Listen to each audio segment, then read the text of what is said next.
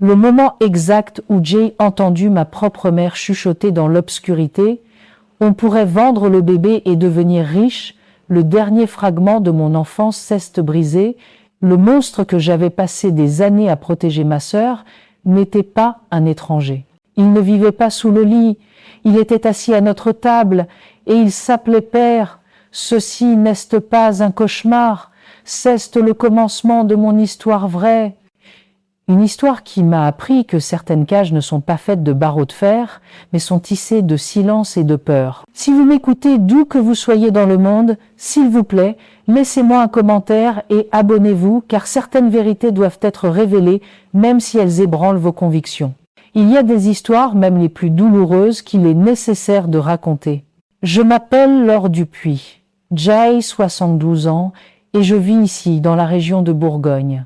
Je suis née à Dijon, à une époque où le monde était très différent de celui d'aujourd'hui. Le temps passe, les rides apparaissent, mais les souvenirs, les souvenirs sont bien gardés dans nos cœurs, n'est-ce pas? De nos jours, bien que je sois à la retraite, je continue de voir quelques patientes spéciales. Vous voyez, mes amours, je suis devenue obstétricienne. Pendant plus de 40 ans, mes mains ont aidé à mettre des enfants au monde, en toute sécurité et avec dignité. Jay perdut le compte du nombre de bébés que j'ai aidé à naître. Mais le cri de chaque nouveau-né m'émeut encore comme si c'était le premier. Les femmes de ma région me connaissent sous le nom de Docteur Laure, celle qui a les accouchements bénis, un titre que je porte avec plus de fierté que n'importe quel diplôme accroché au mur. C'était un choix né de la douleur, mais qui a fleuri en amour. Chaque fois que je place un bébé dans les bras d'une mère protégée et soutenue, j'ai l'impression de panser une vieille blessure, non seulement la mienne, mais une qui nous appartient à tous. C'est comme si chaque accouchement réussi était une petite victoire contre un passé qui a tenté de nous détruire. Tôt le matin, avant tout rendez-vous, je me prépare une cafetière de café bien serrée, du genre qui réchauffe l'âme, et je m'assois sur ma véranda pour regarder le jour commencer. C'est de là que je vous parle, grâce à ce petit appareil que mon petit-fils m'a appris à utiliser. Qui aurait cru que cette vieille grand-mère apprendrait toute cette technologie moderne? La vie ne cesse de nous surprendre. Jay commençait à enregistrer ses histoires grâce à ma sœur, Sophie. Elle disait toujours que nos expériences pourraient aider d'autres personnes, surtout les femmes et les jeunes filles qui traversent des situations similaires. Au début, j'avais honte, vous savez, mais ensuite j'ai réalisé que le silence ne protège que ceux qui ne méritent pas d'être protégés. Si cette histoire vous est parvenue, c'est peut être qu'il y a une raison. Mon petit-fils dit que partager nos histoires sur cet appareil est une façon de se connecter avec des âmes à travers les kilomètres. Cela me réconforte de savoir que je ne parle pas seulement dans le vide, mais dans vos foyers. Peut être pendant que vous dégustez votre café du matin ou que vous vous installez pour la nuit. Savoir que vous êtes là, à écouter, est comme une chaude étreinte pour le cœur de cette vieille femme. Aujourd'hui, je vais raconter une histoire difficile, mais nécessaire. Une histoire sur la façon dont les monstres n'ont pas toujours des griffes et des dents pointues. Parfois, ils ont le même sang qui coule dans nos veines. Il s'agit de liens qui devraient protéger, mais qui au contraire étouffent, et de la façon dont, même dans les situations les plus sombres, nous pouvons trouver un chemin vers la lumière. C'est l'histoire de la façon dont j'ai découvert que la famille qui aurait dû nous protéger était celle-là même qui nous menaçait, et comment ma sœur et moi avons dû créer notre propre définition de l'amour et de la protection. Je vais remonter le temps jusqu'à cette simple maison de Dijon, où Sophie et moi avons grandi, où tout a commencé, avant que tout ne change pour toujours. Dijon dans les années 1960.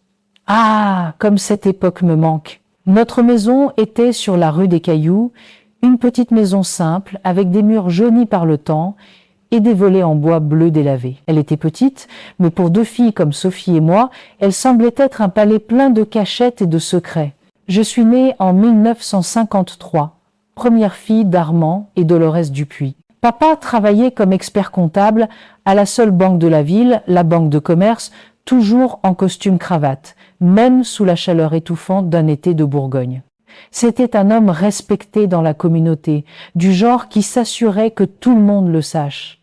Un homme droit, disaient les voisins. Il avait les yeux enfoncés, sombres comme des puits, et de grandes mains qui semblaient engloutir tout ce qu'elle tenait. Il souriait à peine, et quand il le faisait, c'était plus par politesse que par joie. Maman, Dolores, était une femme silencieuse, belle, avec de longs cheveux noirs, toujours attachés en un chignon serré. Elle gérait la maison avec une précision presque militaire. « Chaque chose a sa place et chaque place a sa chose », répétait-elle comme un mantra. Elle n'avait étudié que jusqu'à l'école primaire, mais elle était meilleure en calcul que bien des gens éduqués. Elle contrôlait les finances du ménage d'une main de fer, toujours soucieuse d'économiser pour les moments difficiles. Sophie est arrivée quand j'avais 5 ans, en 1958. Je me souviens encore du jour où je l'ai vue pour la première fois.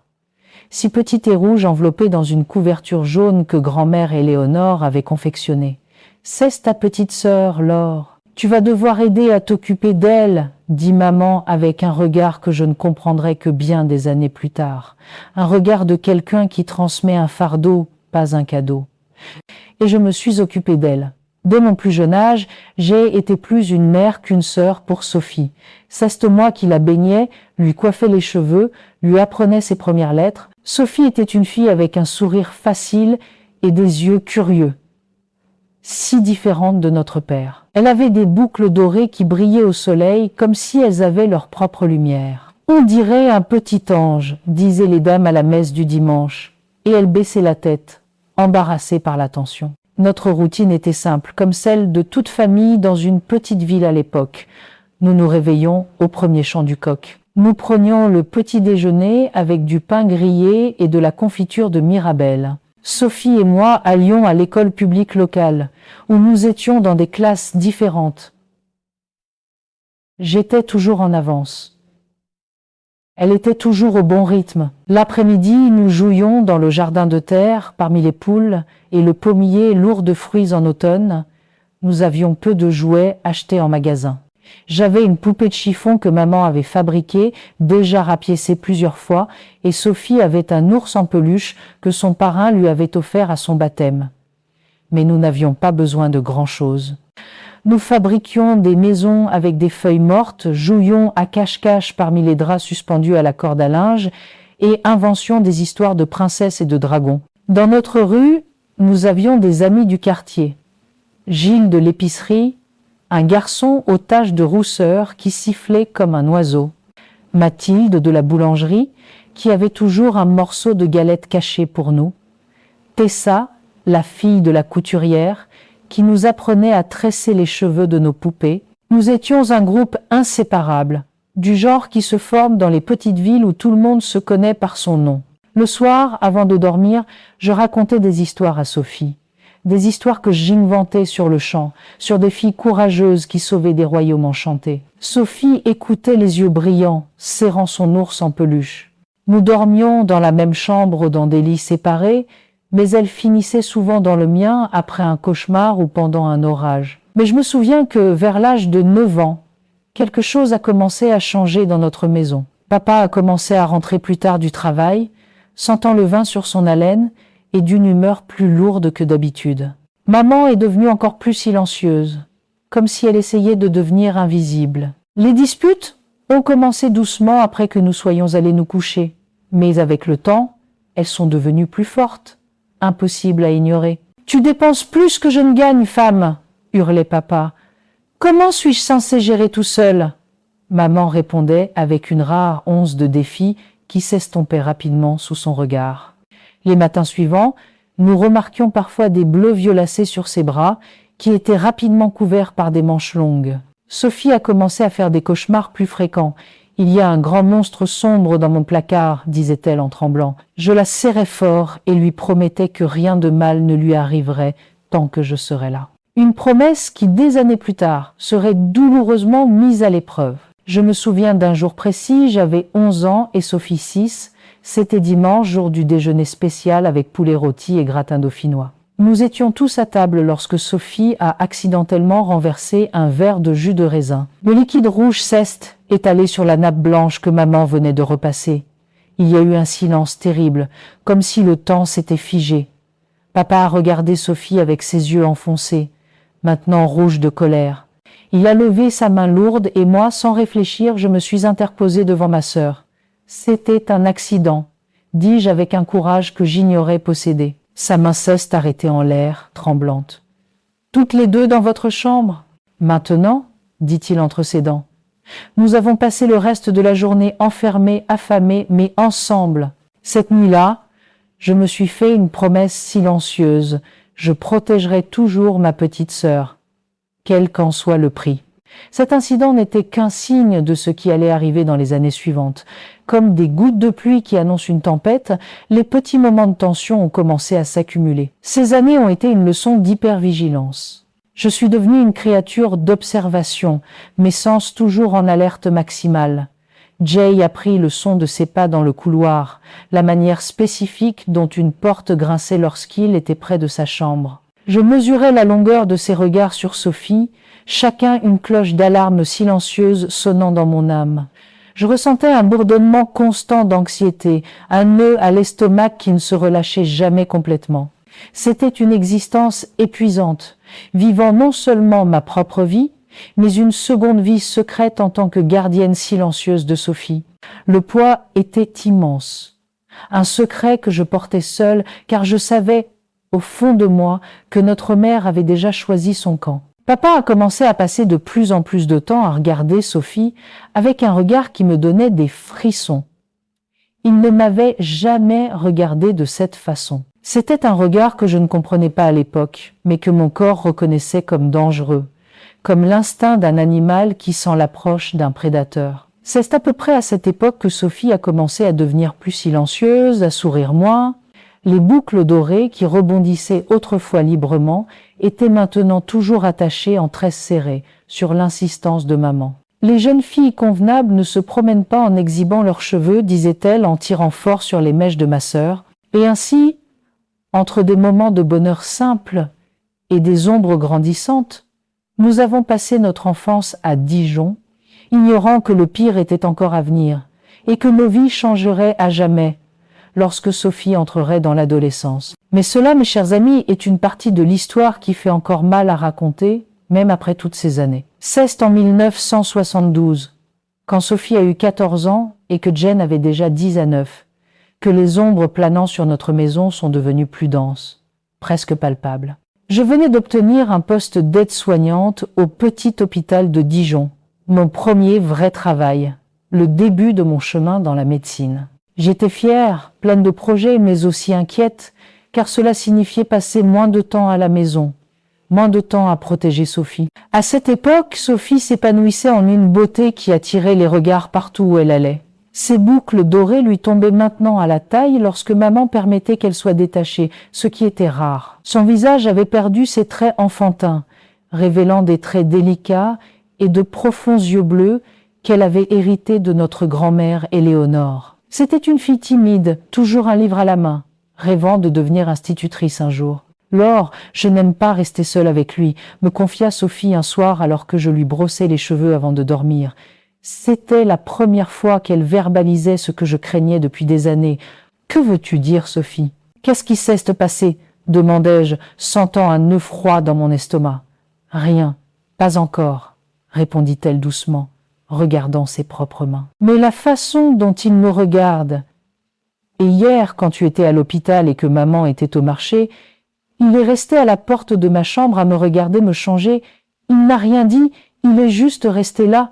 Cette nuit-là, je n'ai pas pu dormir. L'idée de quitter l'hôpital m'a traversé l'esprit, mais je savais que ce travail était notre seule chance pour un avenir, pour sortir de cette maison un jour. Jay décidait de parler à maman le lendemain matin. « Tu dois surveiller papa et Sophie, dis-je en aidant avec la vaisselle du petit déjeuner. » Dolores me regarda avec une expression que je n'oublierai jamais. Un mélange de peur, de culpabilité et de résignation. « De quoi parles-tu, ma fille ? Ton père est un homme respectable. »« Maman, tu sais de quoi je parle.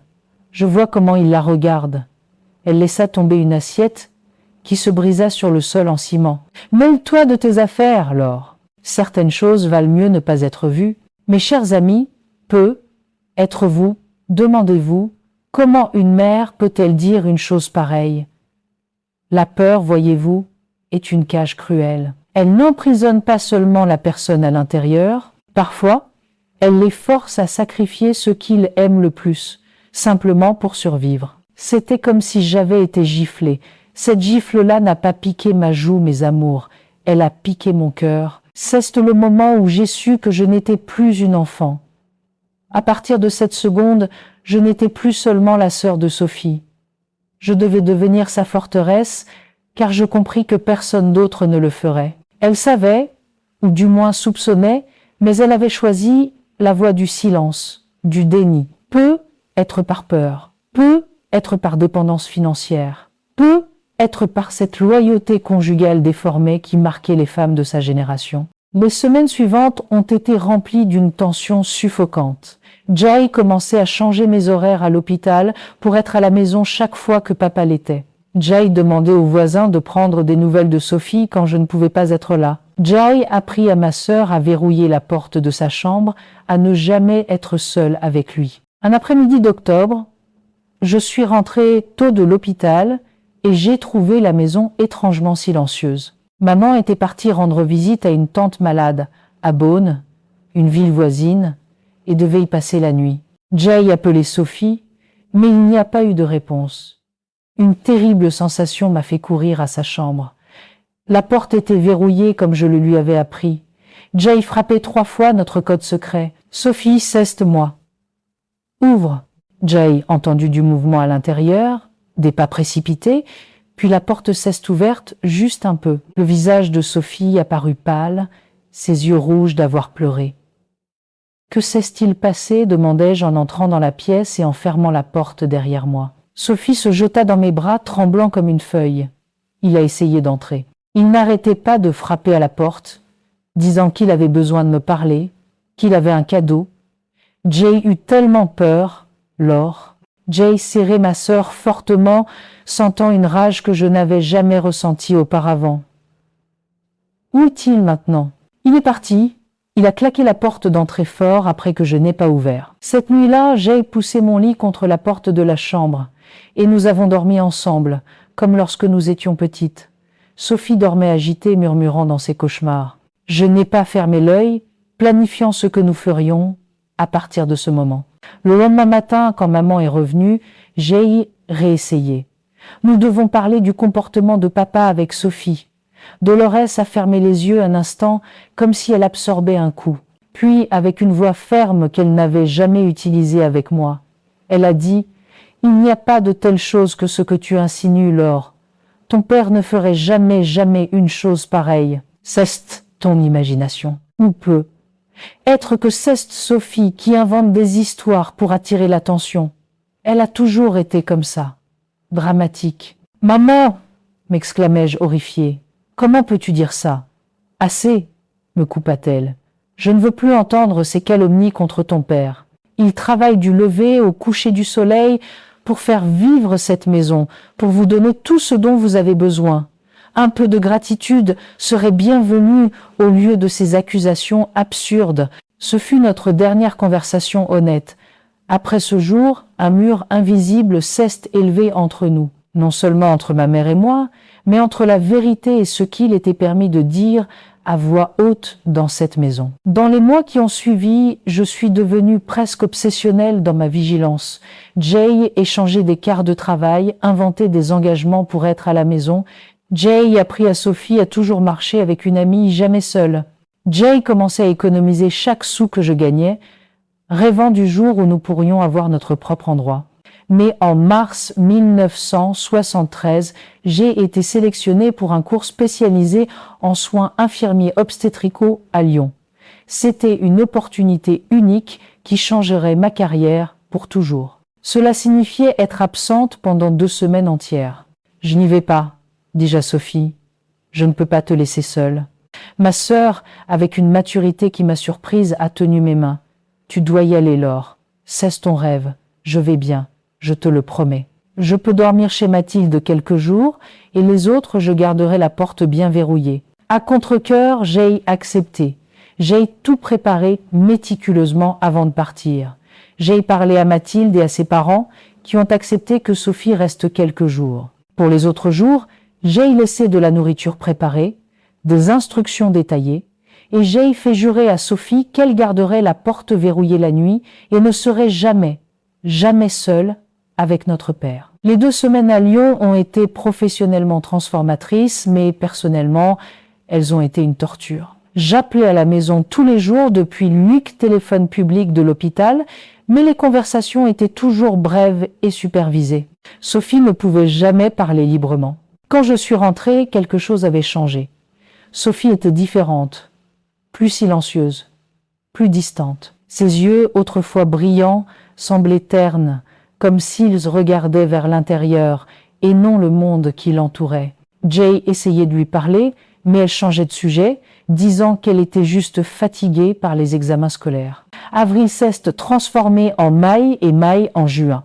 Sophie a commencé à porter des vêtements plus amples, à refuser certains aliments au petit déjeuner, à passer plus de temps seule dans la salle de bain.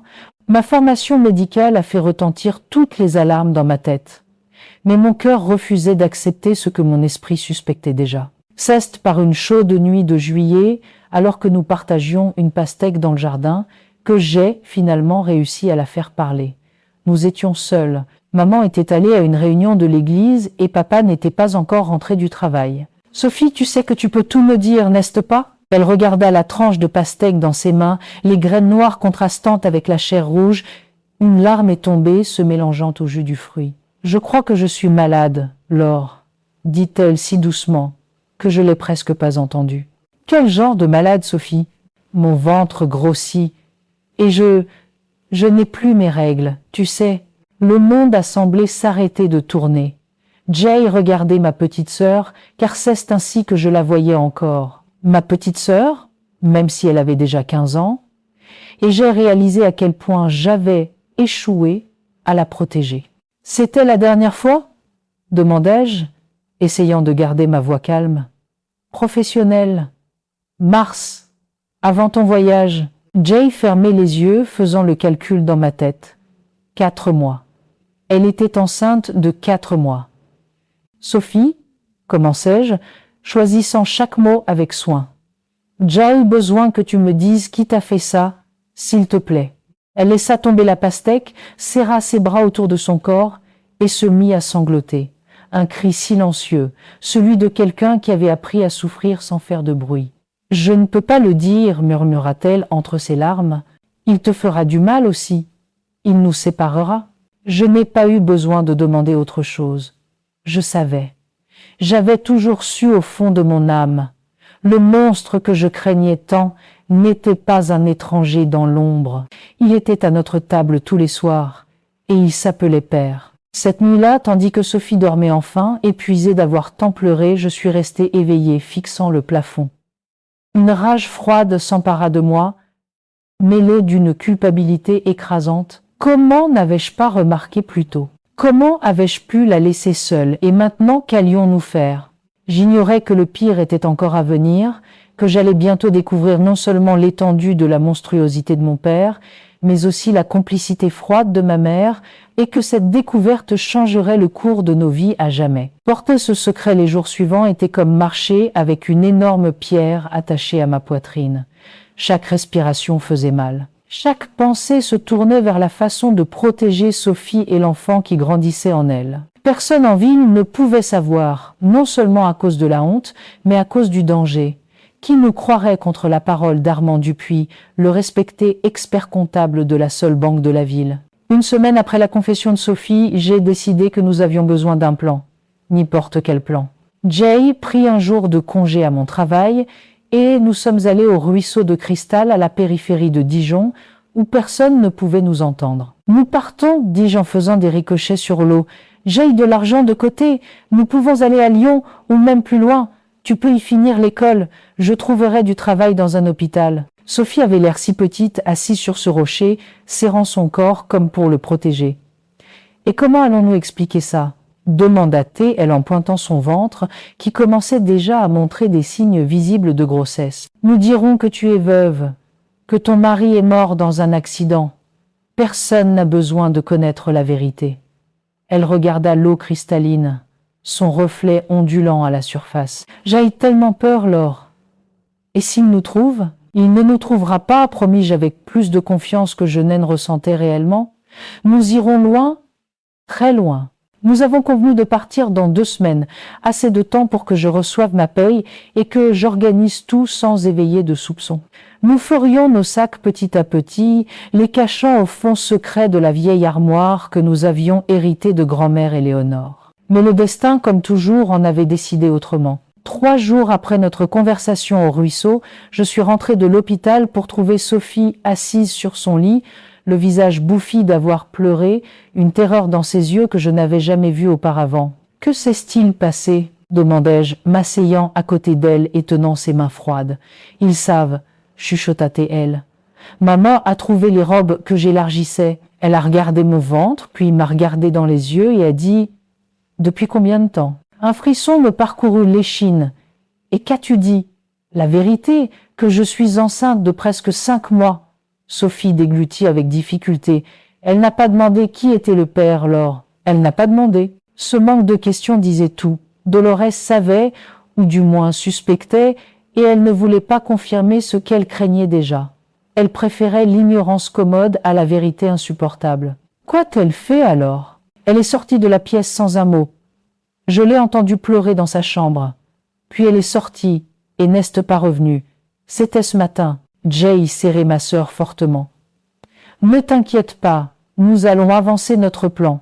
Nous partons demain. » La porte de la chambre s'ouvrit soudainement, et Dolores se tenait là, les yeux rouges, le visage marqué par une expression que nous n'avions jamais vue, un mélange de désespoir et de détermination. Vous deux, dans le salon. « Maintenant, » dit-elle d'une voix qui n'admettait aucune discussion. Dans le salon, nous avons trouvé papa assis dans son fauteuil, un verre de whisky à la main, son visage indéchiffrable. Dolores nous fit signe de nous asseoir sur le canapé et se tint à côté de son mari. « Sophie attend un enfant », annonça Dolores, comme si c'était une nouvelle pour tout le monde dans la pièce, y compris le propre père de l'enfant. Presque 5 mois. Armand prit une longue gorgée, ses yeux ne quittant jamais le visage de Sophie, qui gardait la tête baissée. « Et qui est le père ?» demanda-t-il avec un calme qui me glaça le sang. Le silence qui suivit fut si épais qu'il semblait avoir un poids. Personne ne respirait, personne ne bougeait. « Un garçon de l'école, évidemment, » répondit Dolores, brisant le silence. « Peu importe, ce qui compte, c'est ce que nous allons faire maintenant. » C'est à cet instant que j'ai réalisé que ma mère était en train de créer une histoire alternative, une fiction à laquelle tout le monde pouvait faire semblant de croire afin de poursuivre sa vie sans affronter l'horreur de la vérité. « Et que suggères-tu que nous fassions ?» demanda Armand, se tournant vers Dolores avec une expression presque amusée, comme si tout cela était un jeu macabre. « J'ai une cousine à Lyon, » commença Dolores, regardant un point sur le mur, évitant tous nos regards. « Nous pouvons envoyer Sophie là-bas jusqu'à ce que le bébé naisse. Nous dirons qu'elle est allée suivre un cours, apprendre la couture, quelque chose comme ça. Ensuite, elle revient sans le bébé. Et qu'arrive-t-il à l'enfant ?» demandai-je, incapable de me contenir face à ce plan froid. Ce fut Armand qui répondit avec un sourire que je n'oublierai jamais. Il y a des couples qui paieraient cher pour un bébé en bonne santé. Pas de question, pas de paperasse. Jay eut l'impression d'avoir reçu un coup de poing dans l'estomac. Ce n'était pas seulement l'horreur de l'abus, c'était la réalisation qu'ils prévoyaient de vendre l'enfant, leur propre sang, comme s'il s'agissait de marchandises. Dolores a une amie qui connaît des gens à Paris, continua Armand, regardant maintenant directement Sophie. Des gens riches qui ne peuvent pas avoir d'enfants. Ils paieraient très bien pour un nouveau-né. Assez pour que nous achetions cette parcelle de terrain à la périphérie de la ville. Construire une meilleure maison. Entendre cela semble impossible à croire, n'est-ce pas? J'aurais moi-même aimé que ce ne soit qu'une histoire inventée. Mais non, mes amours. Les monstres n'existent pas seulement dans les contes de fées. Et le plus terrifiant est que parfois, ils portent le visage de quelqu'un que nous appelons famille. Jay regardait ma mère, cherchant désespérément sur son visage un éclair de protestation, un signe de la femme qui m'avait autrefois chanté des berceuses. Mais il n'y avait rien. Ses yeux étaient vides, son expression un masque d'acceptation lugubre. Dans ce moment glaçant, j'ai compris le terrible marché qu'elle avait conclu. Elle ne sacrifiait pas seulement sa fille et son petit enfant pour une maison tranquille ou une nouvelle parcelle de terre. Elle les sacrifiait pour sa propre survie, choisissant le monstre qu'elle connaissait plutôt que l'incertitude de se dresser contre lui. La trahison fut plus vive que n'importe quel coup physique. C'est le moment où Jai réalisait que nous n'étions pas seulement deux filles. Nous étions des dommages collatéraux dans la guerre privée de notre mère. À cet instant, le fardeau de la survie retomba carrément sur les épaules de la jeune Laure. Avec les deux parents désormais leur geôlier, l'évasion n'était plus un choix, mais une nécessité désespérée. Vous voyez, mes amours, certaines prisons ne sont pas construites avec des barreaux de fer, elles sont construites avec le silence, la peur et les mensonges. Cette nuit-là, j'ai réalisé que notre maison était exactement ce genre de prison. Et notre évasion était devenue notre seule voie de survie. « Non !» dit Sophie si doucement que nous l'avons presque pas entendu.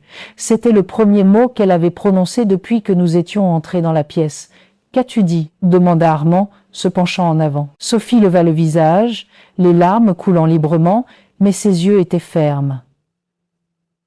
« Je ne donnerai pas mon bébé. » Armand se leva brusquement, renversant le verre qui se brisa sur le sol. « Ton bébé ? Ton bébé ?» hurla Théil, faisant un pas en avant. « Tu crois que tu as le choix, fillette ? Tu crois que tu peux décider de quoi que ce soit dans cette maison ?» Je me suis interposé entre eux, poussant Sophie en arrière. « Ne la touche pas. Ferme ta bouche. » Rugit-il, pointant un doigt vers moi. « Toujours à mettre ton nez où il ne faut pas. Toujours à croire que tu es responsable de quelque chose. Tu n'es responsable de rien. » Dolorès intervint, attrapant le bras d'Armand. « Calme-toi, les voisins vont nous entendre. » Il prit une profonde respiration, redressa sa chemise, reprenant le contrôle. Quand il parla à nouveau, sa voix était basse mais tranchante comme un rasoir. « Écoutez-moi bien, toutes les deux. C'est décidé. Sophie part à Lyon la semaine prochaine. L'enfant sera placé dans une famille qui pourra s'en occuper. Et vous deux serez reconnaissantes que je ne vous jette pas toutes les deux hors de cette maison tout de suite. »« Et si nous refusons ?» demandai-je, sentant une bouffée de courage désespérée. Le sourire revint sur le visage de Armand, froid comme la mort. « Alors, vous pouvez toutes les deux vous retrouver à la rue, sans argent, sans référence, sans rien. Bonne chance pour expliquer à toute la ville pourquoi vous avez été jeté de chez vous. Bonne chance pour trouver un emploi après ça. » Cette nuit-là, après que Sophie se soit finalement endormie d'un sommeil agité, je suis resté éveillé, mon esprit tourbillonnant. Notre évasion n'était plus un plan pour l'avenir, elle devait devenir une réalité immédiate. L'argent que nous avions n'était pas suffisant. Nous aurions besoin de plus, beaucoup plus pour survivre loin d'ici, surtout avec un bébé en route. Et nous aurions besoin de documents, d'actes de naissance, de choses qui étaient gardées sous clé dans le bureau de papa. Dans les jours qui ont suivi, nous avons vécu dans un cauchemar. Dolorès a commencé les préparatifs pour le voyage d'études de Sophie. Elle acheta du tissu pour faire des robes amples, écrivit des lettres à la cousine à Lyon et fit savoir aux voisins que Sophie avait reçu une merveilleuse opportunité. Armand, de son côté, s'assurait de nous rappeler constamment son pouvoir sur nous. Jai, déjà un couple intéressé, commenta-t-il lors du dîner 2 jours plus tard. « Des gens bien, l'homme est médecin. Ils ont offert une somme que vous n'imagineriez même pas. » Sophie mangeait à peine, parlait à peine. Elle passait des heures à regarder par la fenêtre, une main toujours protectrice sur son ventre. La nuit, je l'entendais chuchoter au bébé, des promesses qu'ils resteraient ensemble, que tout irait bien. Pendant ce temps, j'agissais. Jai demandait des heures supplémentaires à l'hôpital. Jai acceptait des quarts de nuit. Chaque sou allait à notre fonds d'évasion. Jai parlait à une infirmière plus âgée, Danielle, qui avait des parents dans le sud de la France. Jai demandait, comme si de rien n'était, des informations sur la vie là-bas, les opportunités pour les professionnels de la santé. Une semaine avant la date prévue du voyage de Sophie, j'ai surpris une conversation entre mes parents. Je rentrais tard d'un quart de travail et ils ne m'ont pas entendu entrer. « Le couple veut la rencontrer d'abord, » disait Armand. « S'assurer qu'elle est en bonne santé, qu'elle aura un joli bébé. »« Ce n'est pas normal, » répondit Dolorès, sa voix tremblante. « Ce n'est pas comme ça que ça se passe. Et depuis quand y connais-tu dans ces choses-là ? claqua-t-il, il paie, il fixe les conditions. Et ce n'est pas comme si nous avions beaucoup d'options, n'est-ce pas? À moins que tu ne veuilles expliquer à tout Dijon comment ta fille de 15 ans est tombée enceinte. Je suis montée en silence, mon cœur battant la chamade. En entrant dans notre chambre, j'ai trouvé Sophie éveillée, assise au bord de son lit. « Qu'est-ce qu'il y a ?» demanda-t-elle en voyant mon expression. « Nous devons partir maintenant, ce soir. » « Mais notre plan était pour la semaine prochaine. Tu as dit qu'il nous fallait plus d'argent. »« Nous n'avons plus le temps, dis-je, attrapant une valise sous le lit. Il veut que tu rencontres le couple qui veut le bébé. Demain peut être. » Sophie devint pâle, une main volant instinctivement pour protéger son ventre. « Je ne les laisserai pas prendre mon enfant, » chuchota-t-elle, une détermination féroce dans ses yeux qui avaient toujours été si doux. Cette nuit-là, pendant que la maison dormait, nous avons fait nos sacs dans un silence absolu, juste l'essentiel, quelques vêtements, les documents que j'avais réussi à subtiliser en secret du bureau de papa, l'argent que nous avions économisé. Ce n'était pas beaucoup, mais cela devrait suffire. À 3 heures du matin, nous sommes sortis par la porte arrière. Le ciel de Dijon était plein d'étoiles, l'air froid des août coupé comme un rasoir. Sophie ne portait qu'un petit sac et lourd en peluche de son enfance, maintenant usé par le temps et l'amour. Je portais la valise avec nos affaires et l'avenir incertain qui nous attendait. Nous avons marché à travers la ville endormie jusqu'à la gare routière. Le premier bus pour Lyon partirait à 5 heures du matin. De là, nous prendrions un autre bus pour le sud, chez une cousine éloignée de Daniel, qui avait accepté de nous héberger quelques semaines. Assise sur le banc froid de la gare routière déserte, attendant l'aube, Sophie posa sa tête sur mon épaule. « J'ai peur » confessa-t-elle, « mais je me sens aussi libre pour la première fois. » J'ai tenu sa main, sentant le léger tremblement dans ses doigts. « Nous allons nous en sortir, promis-je. Toi, moi et le bébé. Nous allons construire une nouvelle vie loin d'ici. » Ah, la promesse d'une jeune fille dans l'obscurité. Quand j'ai prononcé ces mots, je me rassurais autant que je réconfortais Sophie. Nous n'avions rien d'autre qu'un peu d'argent et un espoir fragile. Mais nous avions l'une l'autre. Et parfois, mes amours, cesse tout ce dont vous avez besoin pour recommencer. Une vie où personne ne vous fera plus jamais de mal. Lorsque le bus est finalement arrivé, ses phares traversant la brume du petit matin, j'ai ressenti un mélange de terreur et d'espoir. Nous laissions derrière nous tout ce que nous connaissions, mais aussi tout ce qui nous faisait souffrir. C'était un saut dans le noir, mais c'était notre seule chance. « Dernier appel pour Lyon », annonça le chauffeur impatient. Jay tenu fermement la main de Sophie, et nous avons franchi les marches qui changeraient nos vies pour toujours. Avec ce simple pas dans le bus, elles ont laissé derrière elles tout ce qu'elles avaient jamais connu. Mais échanger une prison familière contre un avenir inconnu est un pari terrifiant qui pourrait mener à la liberté ou à un danger encore plus grand. Nous ignorions que des années plus tard, nous regarderions cette nuit comme le véritable début de nos vies.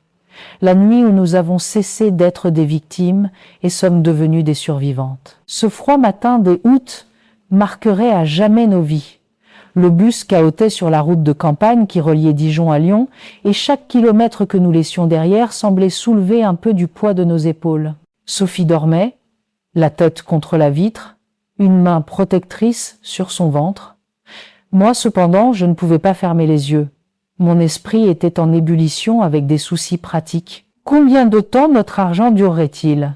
Où allions-nous rester jusqu'à ce que nous puissions nous rendre chez la cousine de Daniel? Et si nos parents venaient après nous, Sophie aurait besoin de soins médicaux.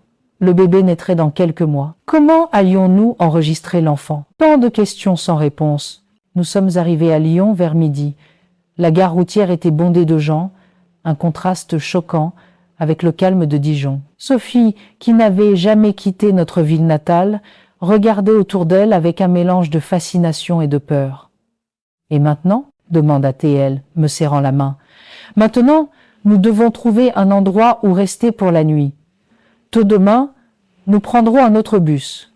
Nous avons trouvé une simple pension de famille près de la gare. La propriétaire, Madame Leroy, une dame aux cheveux gris et aux yeux bienveillants, regarda curieusement Sophie et son ventre visible, mais ne posa aucune question. Elle nous factura juste une petite chambre avec 2 lits simples. Cette nuit-là, pendant que Sophie dormait, je suis sortie pour passer un appel depuis le téléphone public du coin. Jay composait le numéro que Daniel m'avait donné, espérant confirmer notre arrivée pour le lendemain. « Allô, puis-je parler à Madame Nevers ?»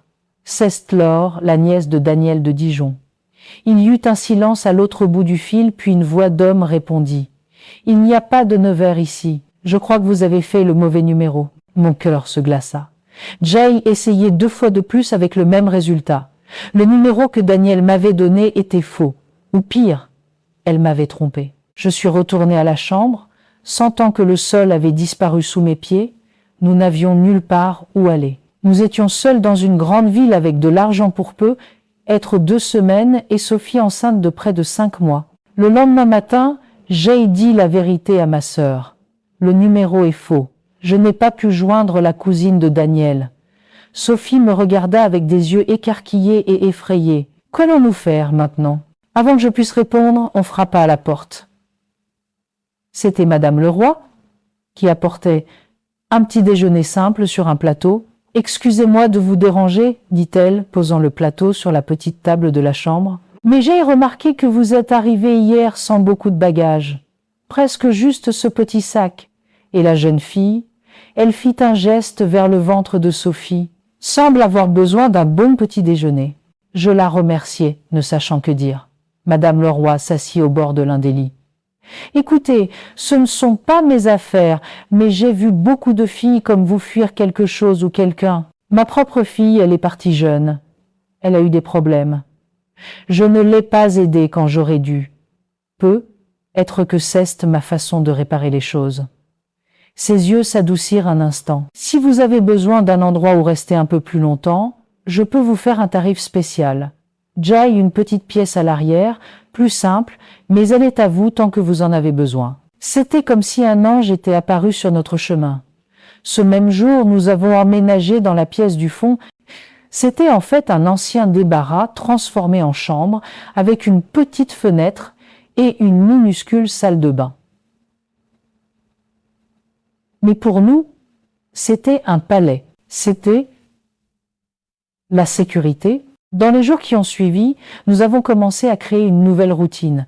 Jay trouvait un emploi dans une pharmacie voisine grâce à mon expérience d'aide-soignante. Le propriétaire, M. Vidal, un homme chauve et ventru avec d'épaisses lunettes, n'a pas sourcillé quand j'ai expliqué que je devais aider ma sœur veuve.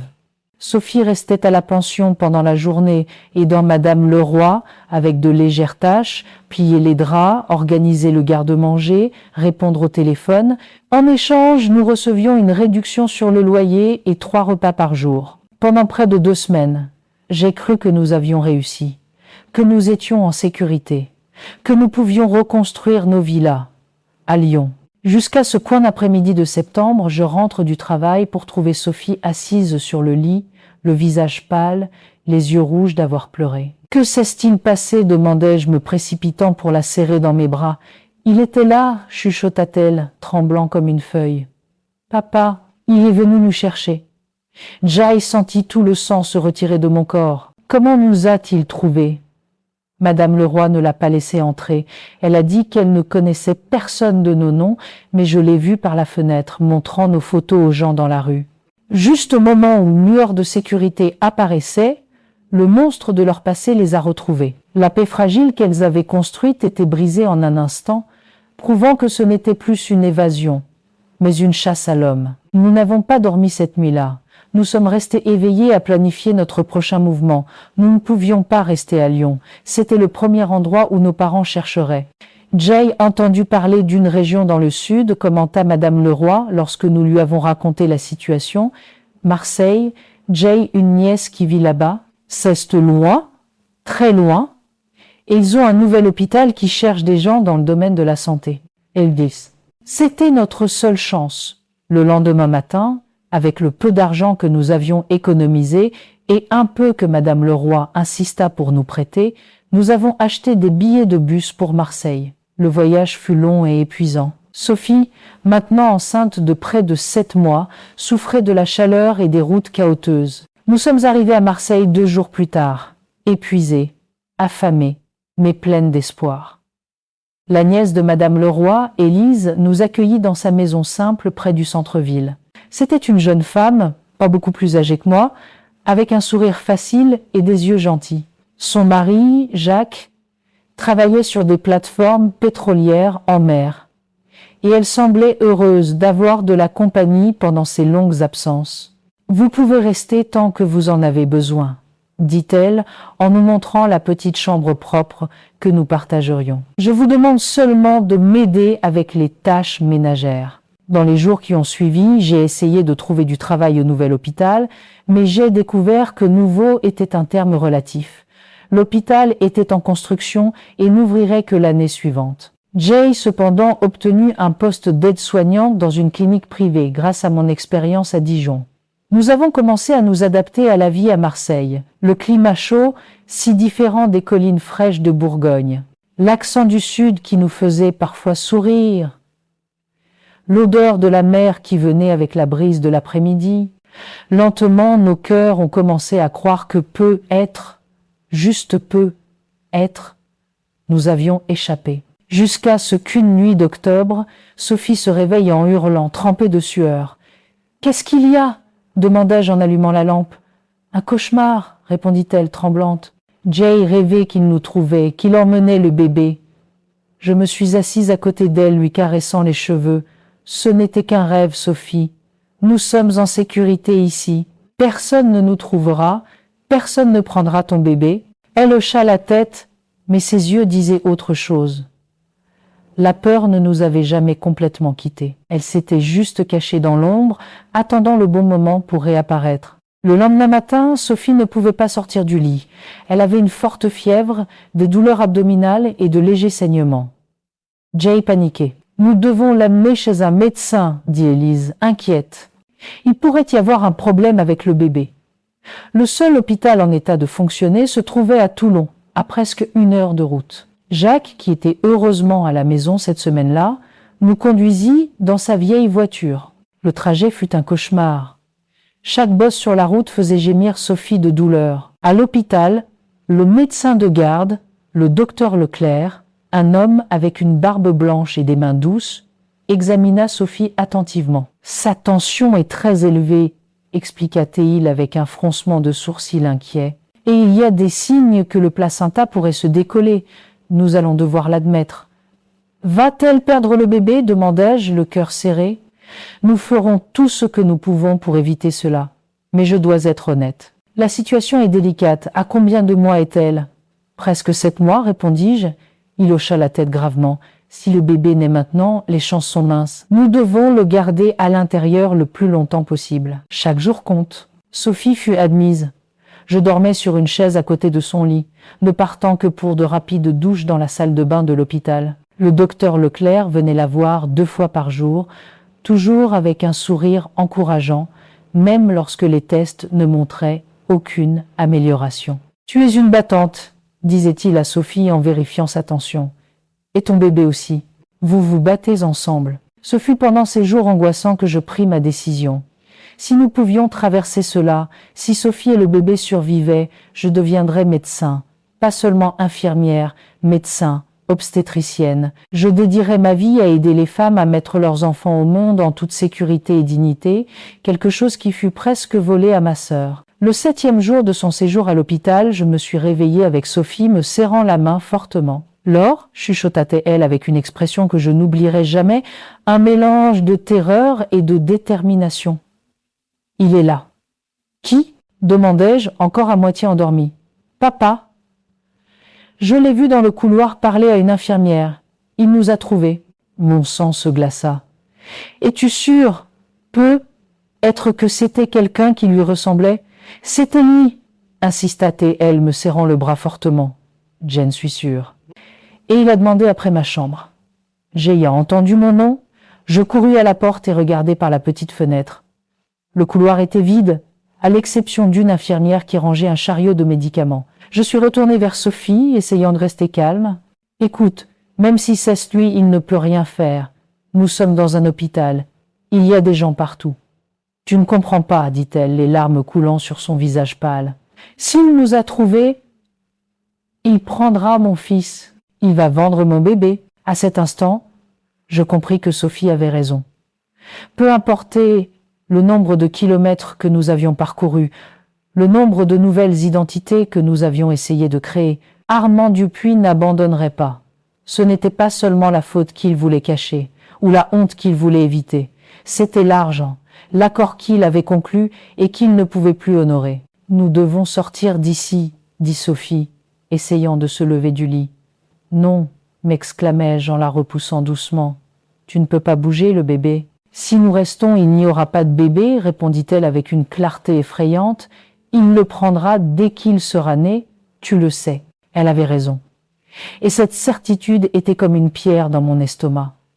Mais je savais aussi que si Sophie quittait cet hôpital, elle pourrait perdre le bébé, ou pire. « Je vais parler au docteur Leclerc, décidai-je. Je vais lui dire la vérité, toute la vérité. » Sophie me saisit la main, les yeux écarquillés par la peur. « Et s'il ne te croit pas? Et s'il appelle la police? Nous sommes mineurs, Laure. Il pourrait nous forcer à rentrer. » « Nous devons faire confiance à quelqu'un, répondis-je, sentant le poids de cette décision. Et le docteur Leclerc semble être un homme bon. C'est notre seule chance. Cet après-midi-là, lorsque le médecin vint pour sa visite, je demandai à lui parler en privé. Dans son petit bureau, les mains tremblantes et la voix nouée par l'émotion, je lui racontai tout. L'abus, la grossesse, le plan macabre de vendre le bébé, notre fuite désespérée, et le fait d'avoir vu notre père là, à l'hôpital, nous cherchant. Je lui racontai tout. Les mots dévalés, un torrent de secrets que j'avais gardés si longtemps qu'il me semblait être du poison dans mes veines. Jay parlait des regards, des portes verrouillées, du plan de vendre un bébé pas encore né. Je m'attendais à ce qu'il doute de moi, qu'il me voie comme une fille hystérique. Quand je finis, ma voix un murmure rauque. Le silence dans son petit bureau était assourdissant. Il me regarda, ses yeux cherchant les miens, non pas pour des mensonges, mais pour la profondeur de ma peur. « Ce sont de terribles accusations, jeune femme, dit-il lentement, sa voix lourde. « C'est une terrible vérité, répondis-je, les larmes coulant sur mon visage. S'il vous plaît, monsieur, nous n'avons nulle part où aller. Vous êtes notre seul espoir. » Il se pencha en avant et pendant un instant, le poids du monde sembla reposer sur ses prochains mots. Puis il prononça les 3 mots qui nous sauvèrent. « Je vous crois ». Dans un monde qui ne leur avait offert que la trahison, ces 3 mots simples étaient une bouée de sauvetage. Pour la première fois, Laure et Sophie n'étaient plus seules dans leur combat. « Vous ne pouvez pas quitter l'hôpital, continua-t-il. Sophie a besoin de soins médicaux et le bébé aussi, mais je peux la déplacer dans une chambre privée dans une autre aile. Nous utiliserons un nom différent sur le registre et je n'assignerai que des infirmières de confiance pour s'occuper d'elle. » Jay sentit qu'un poids énorme avait été soulevé de mes épaules. « Vous feriez ça pour nous? »« Je fais ça pour tout patient en danger, » répondit-il fermement. « Surtout quand il s'agit de protéger un enfant. 2 enfants, en fait. Votre sœur en est toujours un, malgré la grossesse. » Ce même soir, Sophie fut déplacée dans une chambre au dernier étage, dans l'aile des soins spéciaux. Sur sa fiche, elle devint Marie Dubois, une patiente atteinte de pré-éclampsie. Seules 3 infirmières étaient autorisées à entrer dans la chambre, toutes mandatées par le docteur Leclerc lui-même. 2 jours plus tard, alors que je dormais dans le fauteuil à côté du lit de Sophie, la porte de la chambre s'ouvrit silencieusement. Je me réveillai en sursaut, le cœur battant la chamade. C'était le docteur Leclerc, son visage grave. « Il est là, dit-il à voix basse, à la réception montrant des photos de vous 2 disant que vous êtes ses filles en fuite. Il dit que la plus jeune a des problèmes mentaux et a besoin de soins spécialisés. » Sophie, qui s'était également réveillée, se mit à trembler violemment. « Il va me trouver, chuchota-t-elle paniquée. Il va prendre mon bébé. Il ne le fera pas, l'assura le docteur Leclerc. Personne dans cet hôpital ne révélera où vous êtes. Mais nous avons un plus gros problème. La tension de Sophie remonte. Le stress aggrave son état. » Comme pour répondre à ces paroles, Sophie se serra le ventre avec un gémissement de douleur. « Ça fait mal, » murmura-t-elle. « Tellement mal. » Ce qui a suivi fut la plus longue nuit de ma vie. Sophie entra en travail prématuré. Le bébé arrivait 3 mois en avance. Le docteur Leclerc décida de ne pas l'emmener à la salle d'accouchement conventionnelle, craignant qu'Armand ne la voie. Au lieu de cela, il transforma cette chambre privée en une petite salle d'opération. Le bébé est en détresse, expliqua-t-il après avoir examiné Sophie. Nous allons devoir faire une césarienne d'urgence. Assise dans le couloir, pendant qu'il préparait Sophie pour la chirurgie, j'avais l'impression de vivre un cauchemar. À l'extérieur de cet hôpital, notre père nous cherchait avec une fausse histoire et des plans terribles. À l'intérieur, ma sœur se battait pour sa vie et celle de son fils. Et moi, au milieu de tout ça, je ne m'étais jamais senti aussi impuissant. L'une des infirmières, Claire, une femme d'âge moyen aux yeux gentils, s'assit à côté de moi. « Crois-tu en Dieu, ma petite ?» demanda-t-elle en me tenant la main. Jai hochait la tête, incapable de parler. « Alors prions parce que ta sœur et ce bébé vont avoir besoin de toute l'aide possible. » La chirurgie dura 2 heures qui semblèrent une éternité. Lorsque le docteur Leclerc sortit enfin de la salle, ses blouses étaient tachées de sang et son visage affichait l'épuisement. « Sophie est stable, dit-il en retirant son masque. Elle a perdu beaucoup de sang, mais elle va se rétablir. Et le bébé ? demandai-je d'une voix tremblante. Il y eut un silence lourd avant qu'il ne réponde. « C'est un garçon. Il est très petit, moins d'1 kilogramme. Il a du mal à respirer. Va-t-il survivre ?» Le docteur Leclerc posa une main sur mon épaule. « Je ne peux pas promettre cela. Les 48 heures seront critiques. Nous avons fait tout ce que nous pouvions. Maintenant, c'est à sa force de jouer. » Le bébé, que Sophie nommerait plus tard Gabriel, fut placé dans une couveuse de fortune. Il était si petit qu'il tenait dans la paume de ma main, avec une peau fine comme du papier, presque translucide. Un réseau de veines bleuâtres était visible sur tout son corps. Un minuscule tube l'aidait à respirer et des fils le reliaient à des moniteurs qui émettaient un bip constant. Sophie, toujours sous les effets de l'anesthésie, ne put voir son fils pendant les premières heures. Lorsqu'elle se réveilla enfin, faible et confuse, la première chose qu'elle demanda fut « Mon bébé ». « C'est un garçon », répondis-je en lui tenant la main. « Il se bat, Sophie, il est petit, mais il est fort. » Elle essaya de se redresser, désespérée de le voir. « Je dois être avec lui. Si papa le trouve, personne ne le trouvera, je te le promets. » Le docteur Leclerc a mis un garde de sécurité à l'extérieur de la chambre où il se trouve. Et tu ne peux pas te lever maintenant. Tu viens de subir une opération. Le lendemain matin, une infirmière apporta des nouvelles troublantes. Armand était toujours à l'hôpital, se présentant maintenant comme le grand-père du bébé prématuré né la nuit précédente. D'une manière ou d'une autre, il avait été mis au courant de l'accouchement de Sophie. « Il exige de voir son petit-fils », expliqua l'infirmière. « Il dit qu'il a des droits légaux. » Le docteur Leclerc, qui avait passé toute la nuit à surveiller Gabriel, prit une décision radicale. Nous transférons le bébé et Sophie vers un autre hôpital. Jay, un collègue à Marseille, à l'hôpital général de Marseille, il peut les prendre aujourd'hui. « Et mon père ?» demandai-je, terrifié à l'idée d'une confrontation. « Nous allons le distraire. Nous dirons qu'il y a eu des complications et que le bébé n'a pas survécu. C'est le seul moyen de le faire abandonner. C'était un plan risqué, mais c'était notre seule chance. » Cet après-midi-là, tandis qu'Armand attendait dans la zone d'accueil, Sophie et Gabriel furent placés dans une ambulance à l'arrière de l'hôpital en direction de Marseille. Je les suivrai dans une voiture séparée, conduite par le docteur Leclerc lui-même. Avant de partir, le médecin alla annoncer la nouvelle personnellement à Armand. Je regardais de loin, caché derrière une porte. Mon père recevant l'information que son petit-fils, en réalité son fils, était décédé peu après la naissance. Je ne vis aucune tristesse sur son visage. Je vis du calcul, je vis de l'inquiétude pour l'accord qu'il avait conclu et qu'il ne pouvait plus honorer. Et quand il demanda le corps pour lui donner une sépulture décente, je vis le mensonge dans ses yeux. Il voulait une preuve, il voulait être sûr. « Le corps a déjà été envoyé à la morgue de la ville », répondit le docteur Leclerc avec une conviction qui m'impressionna. « C'est la procédure standard en cas de décès néonatal. La mère est sédatée, en état de choc.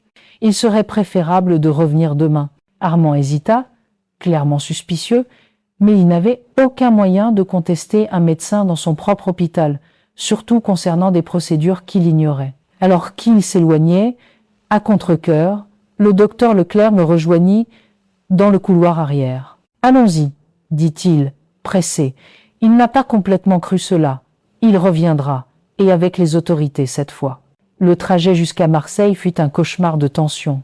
L'ambulance était devant nous, transportant Sophie, toujours faible après l'opération, et Gabriel luttant pour chaque souffle dans sa couveuse portable.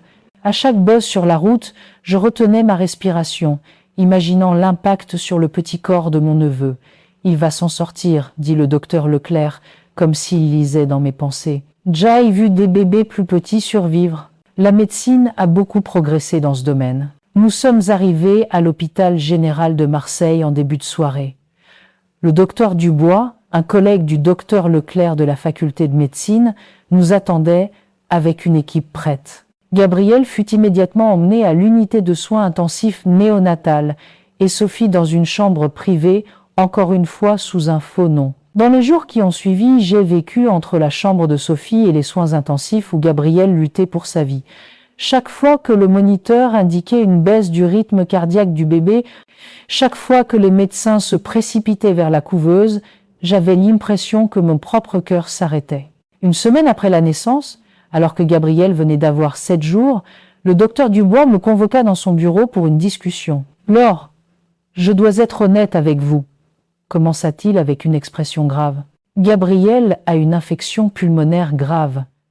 Les antibiotiques ne fonctionnent pas comme nous l'avions espéré. » Jay sentit le sol disparaître sous mes pieds. « Va-t-il mourir ?» ?»« Je ne dis pas cela, » répondit le médecin avec prudence. « Mais vous devez vous préparer à cette possibilité et nous devons discuter si nous devons le dire à Sophie maintenant, dans son état actuel. » Sophie se remettait toujours de la césarienne, avec une anémie sévère due à la perte de sang.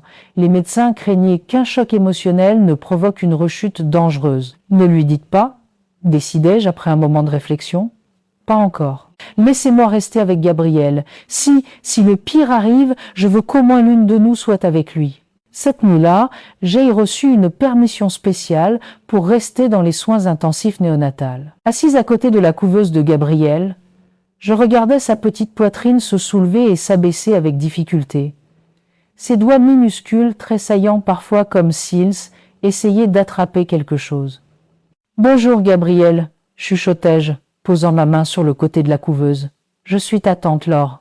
Je sais que tu ne me connais pas encore. Mais je veux que tu saches que nous t'aimons déjà tellement. Ta maman est si impatiente de te rencontrer, de te tenir. Tu dois te battre. Compris ? Tu dois être fort juste un peu plus longtemps. » Les heures passaient lentement. Les alarmes se déclenchèrent 2 fois pendant la nuit, faisant courir les infirmières. Les 2 fois, elles réussirent à le stabiliser. La 3e fois, cependant, fut différente. Le moniteur commença à émettre un bip frénétique. Sa saturation en oxygène chutait rapidement. Toute une équipe entra dans la pièce, me poussant de côté. Tension en chute, oxygène à 70%, commençait la réanimation. Je regardais, paralysé, alors qu'il travaillait sur le petit corps. Un médecin effectuait des compressions thoraciques avec seulement 2 doigts. Le thorax de Gabriel était si petit. Une infirmière ajusta le respirateur, augmentant le flux d'oxygène. Pendant 20 minutes, ils se sont battus pour le ramener. 20 minutes qui semblèrent une éternité. Et puis, quand j'avais perdu tout espoir, j'entendis le son le plus beau du monde. Le bip régulier et constant du moniteur cardiaque. « Il est revenu », annonça le médecin épuisé.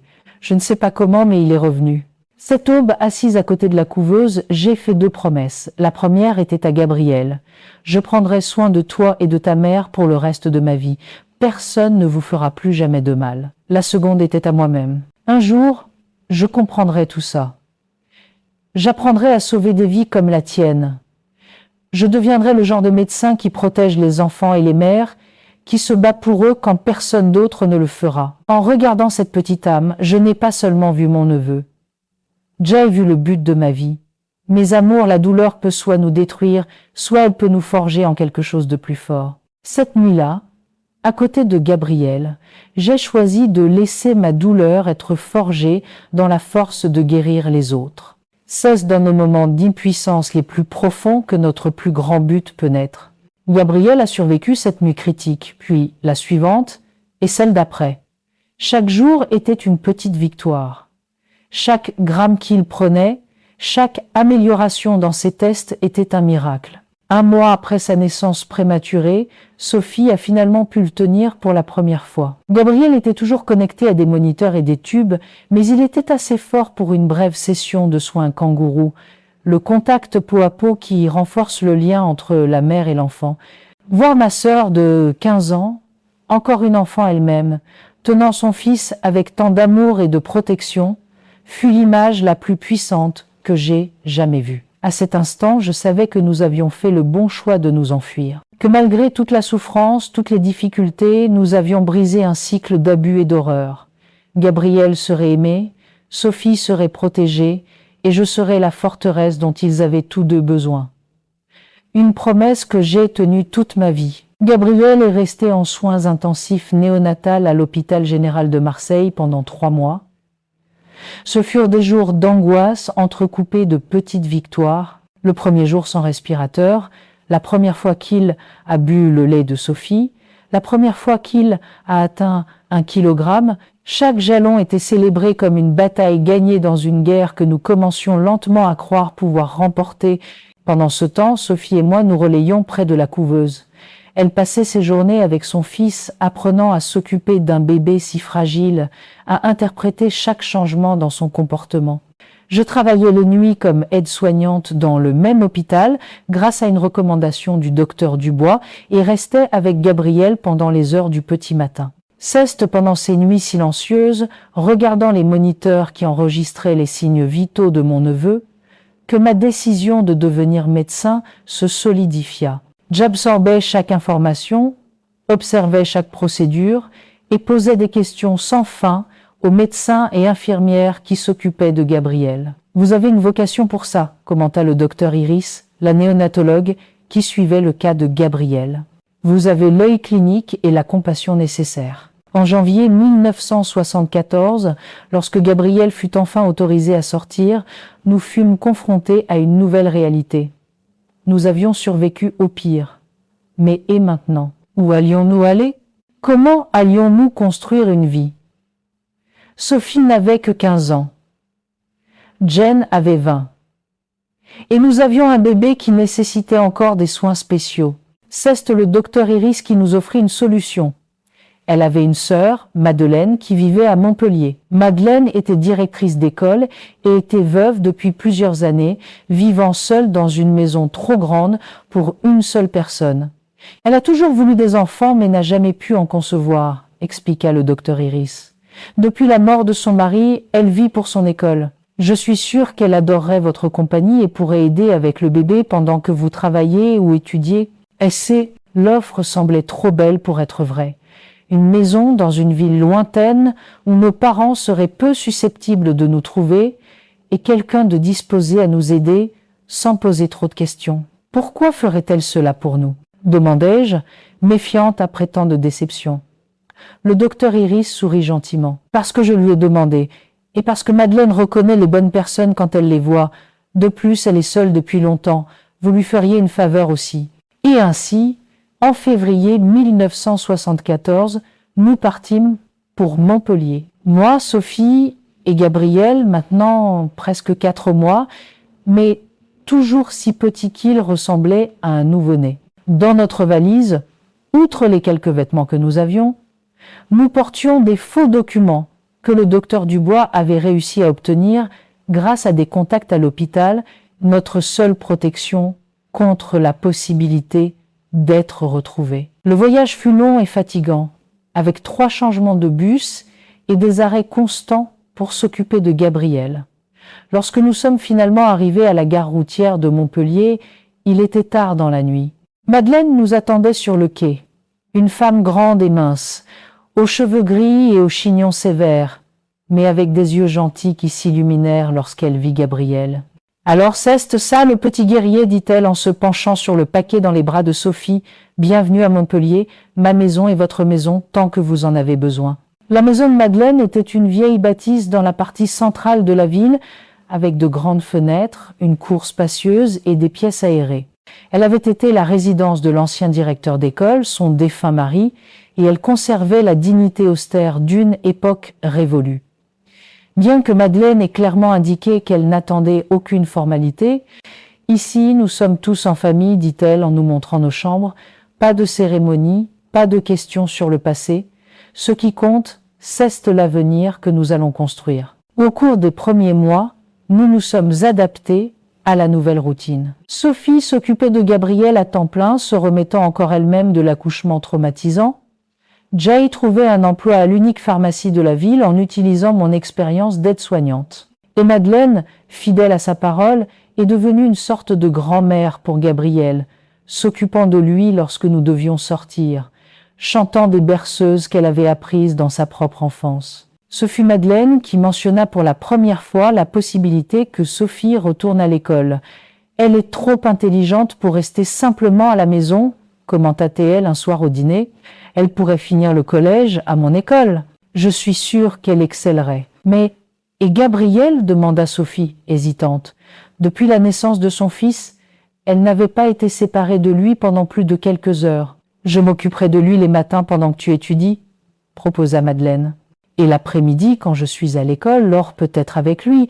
Lentement, il grandira et deviendra plus indépendant, et tu pourras finir le lycée, être même allé à l'université. » L'idée que Sophie termine son éducation semblait un rêve lointain, mais Madeleine était persistante. En août de cette année-là, 6 mois après notre arrivée à Montpellier, Sophie retourna à l'école. Au début, elle n'y allait qu'une demi-journée, le cœur toujours lourd, appelant à la maison pendant les pauses pour prendre des nouvelles de Gabriel. Mais avec le temps, elle a pris confiance. Son professeur a rapidement remarqué son intelligence, sa soif de savoir après tant de temps loin de ses études. « Votre sœur a un bel avenir devant elle », commenta Madeleine après le premier entretien parent-professeur. Les enseignants sont impressionnés par son dévouement. Pendant ce temps, mon propre rêve a commencé à prendre forme. Madeleine, apprenant mon désir de devenir médecin, me présenta un vieil ami de son mari, le docteur Elie, un médecin à la retraite qui avait été professeur à la faculté de médecine de Montpellier. « Laure a du potentiel », lui dit-elle lors d'un dîner chez elle. « Elle a juste besoin de conseils pour préparer les examens d'entrée. » Le docteur Elie, un gentilhomme avec une barbe blanche et des yeux vifs derrière des lunettes à monture dorée, proposa de m'aider dans mes études. 3 fois par semaine, après mon quart de travail à la pharmacie, j'allais chez lui pour des cours privés de biologie, de chimie et de physique, toutes les matières que j'aurais besoin de maîtriser pour entrer à la faculté de médecine. « Tu as la détermination nécessaire, disait-il, chaque fois que je me décourageais devant la montagne de matériel à apprendre, et tu as quelque chose qui ne s'enseigne pas, la compassion. Tu seras une excellente docteure. » Les mois se sont transformés en années. Gabriel grandit fort et en bonne santé, sans séquelles apparentes de sa naissance prématurée. C'était un garçon joyeux, avec des boucles dorées comme celles de sa mère et une curiosité insatiable pour le monde. Sophie termina le collège avec des notes exemplaires et entra au lycée, prévoyant maintenant de postuler à l'université pour étudier l'éducation, inspirée par Madeleine à découvrir sa propre vocation pour l'enseignement. En 1977, 3 ans après notre arrivée à Montpellier, je me sentis enfin prête à passer l'examen d'entrée à la faculté de médecine.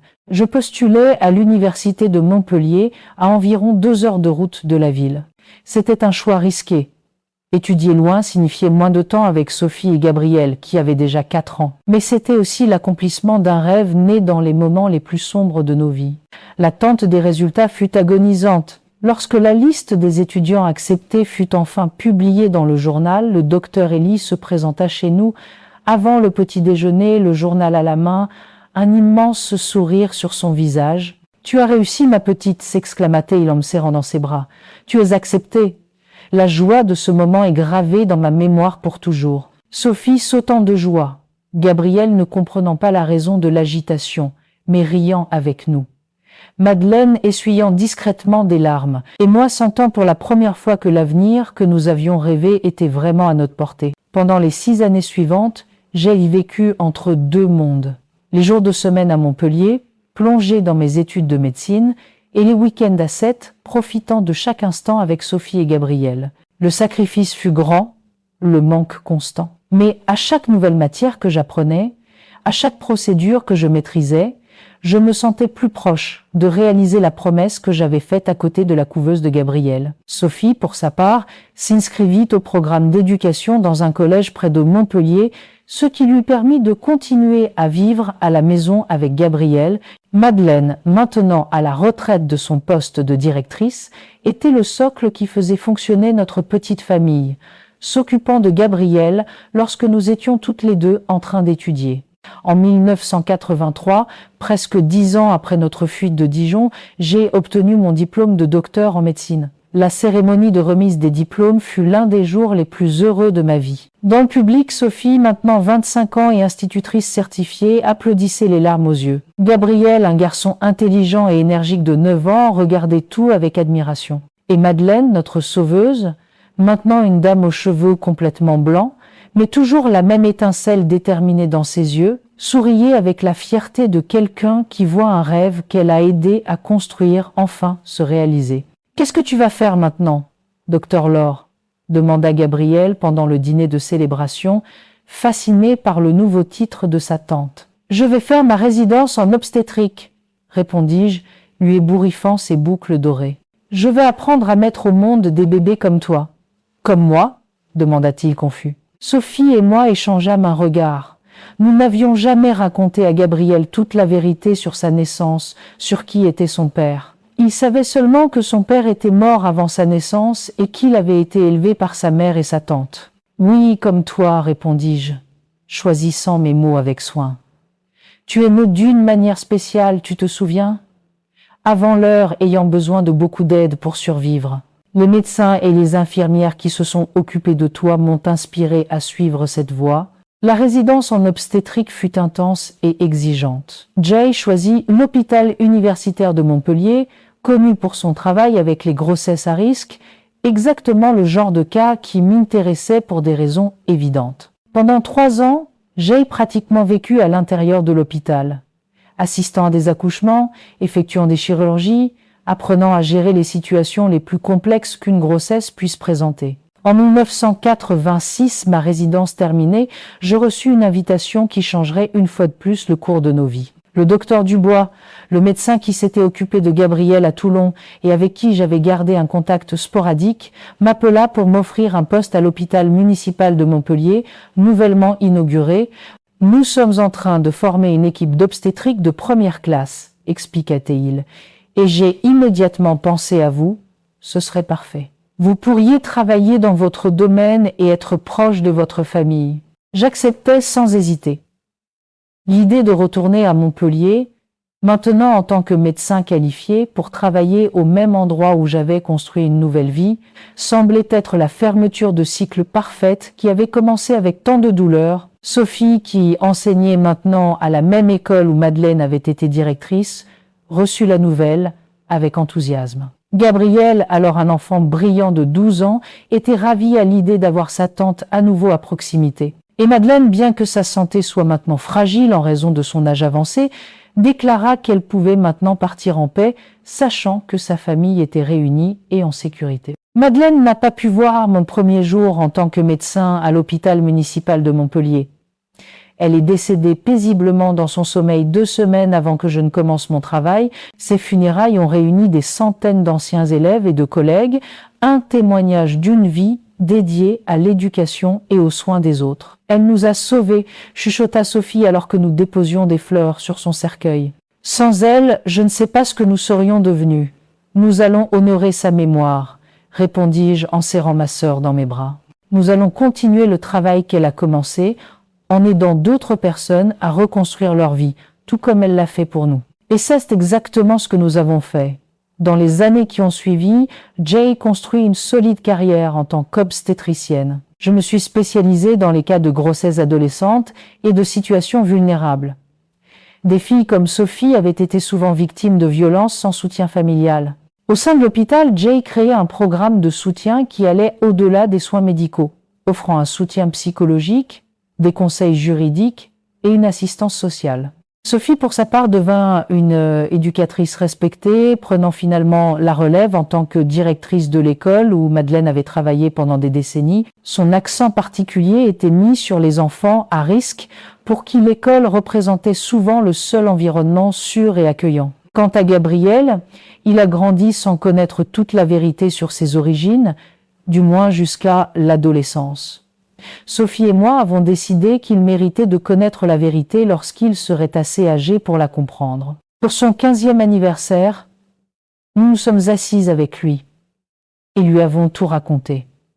L'abus, la grossesse, notre fuite, le plan terrible de nos parents de le vendre. Ce fut une conversation difficile, pleine de larmes et de questions douloureuses, mais elle était nécessaire. Alors mon père est aussi mon grand-père, demanda-t-elle, il en essayant de traiter l'information terrible. Biologiquement oui, répondit Sophie avec un courage qui m'émute, mais un père est bien plus que la biologie. Un père est quelqu'un qui aime, qui protège, qui enseigne. Tu as eu de nombreux pères tout au long de ta vie. Le docteur Leclerc qui a risqué sa carrière pour nous sauver. Le docteur Dubois qui a pris soin de toi quand tu étais si petit que tu tenais dans la paume d'une main, le docteur Elie qui a enseigné alors et soutenu mes études, et tu as eu une merveilleuse figure maternelle en Madeleine, qui nous a donné un foyer quand nous n'avions rien. Gabriel absorba cette difficile vérité avec une maturité surprenante. Dans les jours qui ont suivi, il posa de nombreuses questions, voulut connaître les détails de sa naissance prématurée, de la façon dont nous avions survécu, mais jamais, pas une seule fois, il ne blâma Sophie ou ne montra de honte quant à ses origines. « Vous êtes les personnes les plus courageuses que je connaisse, dit-il quelques jours plus tard. » Avec ces mots, la chaîne finale à leur passé sombre fut brisée. La réponse de Gabriel prouva que l'amour, et non la biologie, est ce qui définit vraiment une famille, transformant un héritage d'horreur en un héritage de courage. Leur passé n'avait plus de pouvoir sur eux. Et un jour, je veux être médecin comme tante Laure pour aider d'autres personnes comme vous avez été aidés. Ce jour est venu. Gabriel a obtenu son diplôme de médecine, s'est spécialisé en pédiatrie et travaille aujourd'hui à mes côtés à l'hôpital municipal de Montpellier. Ensemble, nous nous occupons des mères et des bébés en situation vulnérable, offrant non seulement un traitement médical, mais aussi l'espoir qu'avec du soutien et de la détermination, il est possible de reconstruire une vie à partir des cendres de la souffrance. Quant à nos parents, nous ne les avons jamais revus. 2 années plus tard, par des connaissances de Dijon, nous avons appris qu'Armand était décédé en 1985 d'une cirrhose du foie, conséquence d'années d'alcoolisme. Dolores est toujours en vie, pour autant que nous sachions, vivant dans une maison de retraite à Lyon. Sophie a essayé une fois de prendre contact en envoyant une lettre sans adresse de retour contenant une photo de Gabriel à sa remise des diplômes. Elle n'a jamais reçu de réponse. Jay demandait une fois à Sophie si elle était en colère que notre mère n'ait jamais répondu. Elle a juste secoué la tête. « Je n'ai pas envoyé la lettre pour elle, Laure, dit-elle doucement. Je l'ai envoyée pour moi, pour lui faire savoir que malgré tout, elle n'a pas pu nous effacer, que nous avons construit une belle vie à partir des décombres qu'elle nous a laissés. » Ces mots m'ont enseigné une leçon profonde sur le pardon. Il ne s'agit pas d'absoudre l'autre personne ou d'attendre des excuses qui ne viendront peu, être jamais. Il s'agit de reprendre votre propre histoire. Nous n'avons plus jamais cherché Dolores. Notre paix ne dépendait pas de son remords. Nous avons trouvé notre guérison non pas en oubliant le passé, mais en refusant de le laisser définir notre avenir. Mais l'absence de réconciliation avec le passé ne diminue pas la plénitude de notre présent. Nous avons construit une vie qui, dans les moments les plus sombres de notre voyage, semblait impossible. Nous avons élevé un garçon qui est devenu un homme admirable malgré les terribles circonstances de sa conception. Et nous avons transformé notre douleur en but, utilisant nos expériences pour aider les autres à trouver leur propre chemin vers la guérison. Comme je l'ai dit à une jeune mère effrayée hier à l'hôpital, la vie peut commencer dans les endroits les plus inattendus, dans les circonstances les plus douloureuses. Mais ce qui compte, ce n'est pas comment nous commençons, mais la direction que nous choisissons de prendre par la suite. Le soleil matinal à Montpellier a une lueur spéciale. C'est la première chose que je remarque quand j'ouvre les rideaux de ma chambre, dans cette maison où je vis depuis presque 50 ans. Le temps passe vite quand on construit une vie avec un but, n'est-ce pas? Aujourd'hui, à 72 ans, je regarde par la fenêtre le jardin que Sophie et moi avons cultivé ensemble. Des roses rouges, des hortensias bleues, des géraniums colorés qui nous rappellent les fleurs sauvages des collines de Bourgogne. Sophie dit toujours « Notre jardin est comme notre histoire, quelque chose de beau qui a poussé à partir d'une sole difficile, avec beaucoup de travail et de patience. » Ma routine quotidienne commence tôt. Même si Jay officiellement pris ma retraite de l'hôpital il y a 5 ans, je vois toujours quelques patientes spéciales dans mon cabinet privé. Ce sont surtout des grossesses à risque ou de très jeunes filles effrayées par la responsabilité qui leur incombe. Pour ces filles, j'offre plus que des connaissances médicales. J'offre la compréhension de quelqu'un qui a été de l'autre côté, qui a ressenti la même peur. Vous êtes différente des autres médecins, m'a dit une fille de 16 ans la semaine dernière après une consultation difficile où elle a révélé que le père de son bébé était un homme marié qui niait maintenant la paternité. C'est comme si vous pouviez lire dans mes pensées, comme si vous saviez déjà ce que je ressens avant même que je le dise. Jay sourit, tenant ses mains tremblantes. « Chaque histoire est unique, » lui répondis-je. Mais la peur, l'incertitude, le sentiment d'être seul, ces sentiments-là, je les connais bien, et je peux t'assurer qu'aussi difficile que cela puisse paraître maintenant, tu trouveras une force que tu ne savais pas que tu avais. Les jours où je ne vois pas de patiente, je me consacre au projet que j'ai fondé il y a presque 2 décennies. Le foyer Nouvelle Aurore, un refuge pour les femmes enceintes en situation vulnérable. C'est un espace accueillant sur une propriété à la périphérie de Montpellier, où nous offrons non seulement un logement temporaire, mais aussi une formation professionnelle, un soutien psychologique et des soins médicaux complets. Beaucoup de jeunes femmes qui y sont passées sont maintenant des professionnels qui réussissent. Infirmières, enseignantes, travailleuses sociales, et certaines reviennent comme bénévoles, complétant un cycle de guérison et de dons. Sophie, maintenant 67 ans, reste active même après avoir pris sa retraite de directrice d'école. Elle a créé un programme d'alphabétisation pour adultes qui opère au foyer Nouvelle Aurore, permettant aux jeunes mères de poursuivre leurs études tout en recevant un soutien pour leur bébé. Ma sœur, dont la propre éducation fut autrefois si brutalement interrompue, a trouvé son plus grand épanouissement dans l'éducation des autres. Quant à Gabriel, mon cher neveu, il est maintenant un homme de 52 ans, un pédiatre respecté dans la ville et la région, marié à Claire, une infirmière qu'il a rencontrée pendant sa résidence médicale. Ils ont 3 enfants, Luc, 25 ans, également étudiant en médecine, Hélène, 22 ans, qui étudie la psychologie, et le plus jeune, Michel, 16 ans, qui n'a pas encore décidé de sa vocation, mais montre déjà un talent pour les arts. Gabriel connaît toute la vérité sur ses origines, mais cela ne l'a jamais empêché de construire sa propre identité, sa propre histoire. Nous sommes définis par les choix que nous faisons, pas par les circonstances de notre naissance, dit-il toujours à ses enfants. C'est une leçon qu'il a apprise très tôt et qu'il porte comme devise de vie. Le dimanche, notre tradition familiale la plus précieuse est restée inchangée depuis des décennies. Le déjeuner sur la véranda arrière, à l'ombre du pommier que nous avons planté lorsque nous sommes arrivés dans cette maison.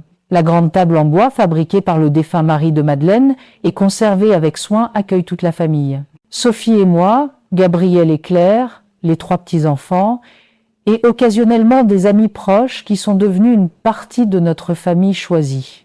Lors de ces rassemblements, il y a toujours de la musique. Luc joue de la guitare comme personne. Des histoires sont partagées et il y a beaucoup de rires. Sophie prépare ses fameux beignets de poulet, une recette qu'elle a apprise de Madeleine et perfectionnée au fil des ans. Je suis responsable du dessert, généralement une tarte aux pommes ou un clafoutis de saison. Les jeunes apportent leurs nouvelles, leurs rêves et leurs projets d'avenir, tandis que nous, les aînés, écoutons avec le cœur plein de gratitude d'être arrivés jusqu'ici. Parfois, lorsque le déjeuner est terminé et que l'après-midi se déroule paresseusement, Sophie et moi nous asseyons seuls sur la véranda, observant les activités de la famille dans le jardin. Dans ces moments, nous n'avons pas besoin de mots. Un regard, un sourire, une pression de la main suffisent pour communiquer ce que nous ressentons. Le voyage que nous avons partagé a créé un lien entre nous qui transcende même le lien fort des sœurs. Ça en valait la peine, chuchota Sophie dans un de ces moments il y a quelques semaines. Même avec toute la douleur, toute la peur, ça en valait la peine. Jay hochait la tête, regardant Gabriel jouer avec son plus jeune fils. Les mêmes boucles dorées scintillant sous le soleil du dimanche. Chaque minute, absolument chaque minute. Ma relation avec Dieu s'est également transformée au fil des ans. D'une colère initiale et d'une incompréhension comment un Dieu aimant pouvait-il permettre tant de souffrances, je suis passée à une foi mature qui trouve un but même dans les expériences les plus douloureuses. Je fréquente la petite église près de ma maison, non par obligation, mais par gratitude. Et quand je prie, je remercie non seulement pour les bénédictions évidentes, mais aussi pour les chemins difficiles qui m'ont amené ici. Il y a quelques semaines, j'ai reçu une lettre qui m'a fait réfléchir profondément sur notre voyage. Elle provenait d'une jeune femme qui avait séjourné au foyer Nouvelle Aurore il y a presque 10 ans, enceinte à 15 ans, rejetée par sa famille, sans nulle part où aller. Aujourd'hui, elle est infirmière obstétricale travaillant dans un hôpital public. Elle écrivait pour me dire qu'elle avait nommé sa deuxième fille en mon honneur. Laure, vous m'avez appris que notre passé ne détermine pas notre avenir, disait la lettre, que nous pouvons transformer nos blessures en sagesse, notre douleur en compassion pour les autres. J'espère que ma petite Laure grandira avec la même force et la même détermination que Jay vu en vous. Cette lettre m'a fait pleurer, non pas de tristesse, mais d'une profonde joie de savoir que notre histoire, la mienne, celle de Sophie, celle de Gabriel, continue de résonner, touchant d'autres vies, créant des vagues de transformation qui vont au-delà de ce que nous pouvons voir. Parfois, je pense à Dijon, à la maison de la rue des Cailloux, à la fille que j'étais autrefois. Je pense au long chemin que nous avons parcouru depuis ce froid matin d'août, où nous avons tout laissé derrière nous avec juste une valise et l'espoir désespéré d'un avenir meilleur. Nous ne sommes jamais retournés dans cette ville, même pour une visite. Certains endroits sont mieux laissés dans les pages du passé, mais Dijon n'est pas seulement un lieu de douleur dans mes souvenirs. C'est aussi là où j'ai appris la force des vrais liens familiaux, où j'ai découvert que l'amour d'une sœur peut déplacer des montagnes. Où est née la détermination qui m'a amenée ici? Comme les pierres précieuses qui donnent son nom à cette ville, quelque chose de précieux a émergé des profondeurs sombres de notre expérience. Maintenant, au crépuscule de ma vie, je ressens une paix qui semblait impossible pendant les nuits d'insomnie de ma jeunesse. Ce n'est pas une paix qui vient de l'absence de défis. Mon corps ressent le poids de l'âge. J'ai perdu des amis chers au fil des ans et le monde extérieur est toujours plein d'injustices qui m'indignent. Mais c'est une paix née de la certitude que nous avons fait de notre mieux avec ce que la vie nous a donné.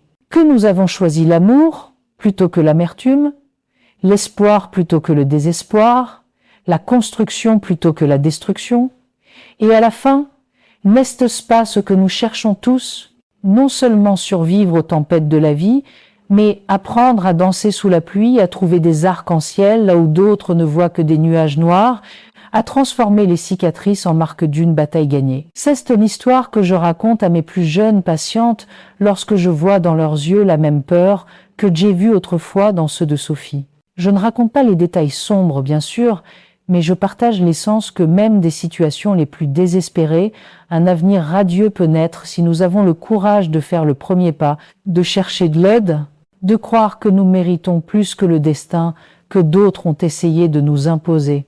Ici à Montpellier, dans la maison que Madeleine nous a laissée et que nous avons agrandie au fil des ans, nous avons trouvé non seulement un refuge, mais un véritable foyer. Un endroit où nous avons planté des racines profondes, où nous avons écrit une nouvelle histoire, non plus définie par le trauma, mais par la guérison, non par ce qui nous a été pris, mais par ce que nous avons construit ensemble. Et s'il y a une leçon que Jay a prise au cours de mes 72 ans de vie, c'est ce que le pouvoir de recommencer est toujours à notre portée. Qu'il n'est jamais trop tard pour réécrire notre histoire, pour transformer la douleur en but, pour choisir la lumière même après la plus longue obscurité. Les chuchotements de cette maison sombre de Dijon ont été réduits au silence il y a longtemps, remplacée par les rires joyeux de mes petits-neveux dans le jardin. La peur qui étreignait autrefois mon cœur a cédé la place à une paix profonde, surtout quand je vois Sophie, les yeux pleins de lumière, entourée de la famille que nous avons construite à partir des cendres. Notre véritable histoire est un témoignage que l'esprit humain peut renaître, que l'amour peut germer du sol le plus brisé. Si notre voyage vous a touché, veuillez vous abonner à la chaîne pour continuer à partager ces moments avec le plus grand nombre.